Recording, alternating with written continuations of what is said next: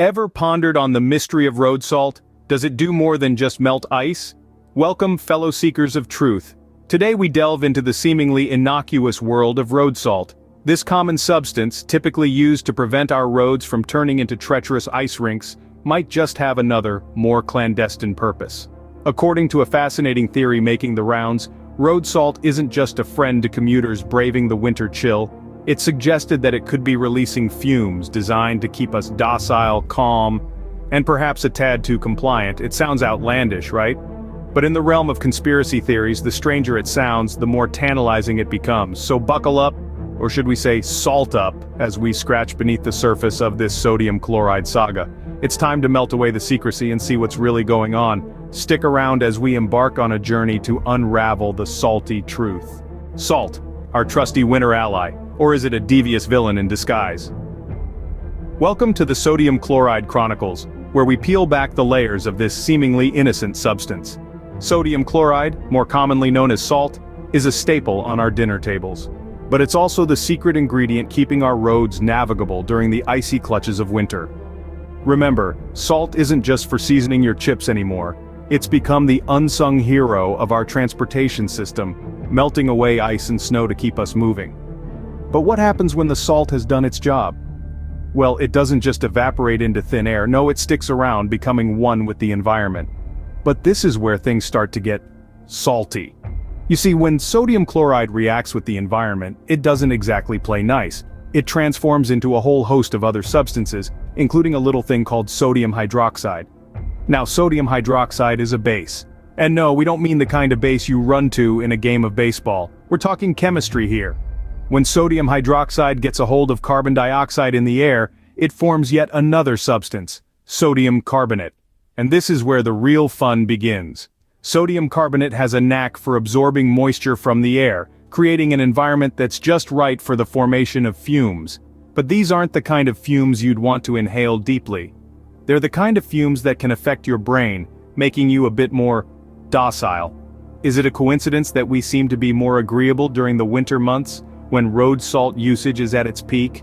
Could it be that our trusty winter ally, sodium chloride, is actually a devious mastermind, subtly controlling our behavior through its post-snow melting antics? So, it seems the road to understanding salt's impact is more slippery than we thought. Could road salt be the secret ingredient in a mass mind control soup? As outlandish as it may sound, this theory has been making its rounds in the conspiratorial circles. According to this belief, the humble road salt, also known as sodium chloride, is not just melting away snow and ice on our roadways. Oh no, it's doing much more, or so the theory goes. The salty fume theory suggests that when road salt is scattered on the roads, it doesn't just disappear. Instead, it reacts with the moisture in the air and creates fumes. Now, these aren't your usual water vapor fumes that make your glasses foggy. These are special sodium chloride-infused fumes that, when inhaled by unsuspecting citizens, supposedly induce a state of docility. Yes, you heard that right. The theory suggests that these salty fumes can turn even the most free-thinking individuals into compliant, docile beings, simply going with the flow, never questioning, never rebelling. Sounds like something out of a dystopian novel, doesn't it? You may be thinking, is there a seasoning for our complacency? Well, according to the salty fume theory, there might just be. But it's not your everyday table salt, it's the tons of road salt that's spread across highways and streets every winter. But how does this transformation occur? The theory suggests that the sodium in the fumes interacts with the brain's neurotransmitters, leading to a decrease in aggression and an increase in passivity. It's like a natural sedative, floating around in the air, waiting for its next unsuspecting victim. Of course, this theory is yet to be proven scientifically. It's still in the realm of conspiracy, where facts often take a back seat to imagination. But it does make you wonder, doesn't it? If such a simple substance as road salt could have such profound effects, what else might we be overlooking? Perhaps it's time to take this theory with a pinch or a pound of salt. But remember, in the world of conspiracy theories, even the saltiest ideas can hold a grain of truth. The theory is out there, but does it hold water, or is it just a salty illusion? Let's dive deeper into this ocean of thought and see if we can get to the bottom of it. Are we just skating on thin ice with this theory, or is there a solid bedrock of truth beneath the frosty surface? Firstly, we know that road salt, sodium chloride, can react with water to form hydrochloric acid, a potent substance indeed. But how much of this fuming beast is actually released into the air we breathe? It's a question that has left many a scientist scratching their heads and rubbing their eyes, perhaps from the salty fumes or just the sheer perplexity of the puzzle. Now, the theory suggests that these hydrochloric acid fumes are keeping us docile, taming our wildest instincts. But is there a scientific basis for this? To answer that, we need to look at the effect of hydrochloric acid on the human body. In high concentrations, it can be harmful, even lethal. But in the trace amounts potentially released by road salt, it's more likely to give you a tickle in the throat than suppress your primal urges. So unless we're all walking around in a thick fog of road salt fumes, the science seems to be, well, a little shaky. But let's not get too salty about this. After all, theories are there to be tested, to be challenged. They're the stepping stones on the path to understanding, the seasoning in the soup of knowledge. And while this road salt theory may seem a bit far-fetched, it does raise some interesting questions. How much do we really know about the substances we use every day? What effects might they be having on our bodies, our minds, our societies? It's a food for thought, a dash of flavor in the otherwise bland broth of daily life.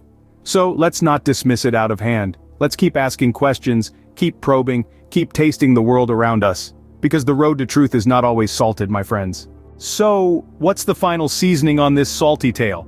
Let's distill it down to its purest form, just like how road salt is broken down into sodium and chloride ions. We started our journey exploring the common yet often overlooked substance, road salt. Sodium chloride, as it's scientifically known, has been an integral part of our winter roads, acting as a de-icer and providing safer travels. But its role doesn't end there, as some believe it might be involved in a more sinister plot. We then delved into the theory suggesting that road salt releases calming fumes, turning us all into docile creatures. This notion, as fascinating as it is based on an understanding of chemistry that seems a bit, well, salty. There's no denying that sodium chloride can produce a variety of reactions, but to suggest it's behind a mass pacification of the populace is a bit like saying a pinch of salt in your soup can turn it into the Dead Sea. That's not to say that there isn't some grain of truth in the theory. There is evidence that exposure to certain salts can affect mood and behavior. But whether your local city council is using road salt as a mind control agent, well, that might be stretching the elastic band of credibility a bit too far. In the end, it seems this theory might just need some more seasoning. It's a fascinating concept, but without solid scientific evidence to back it up, it remains just that, a captivating idea that stirs the pot of conspiracy theories.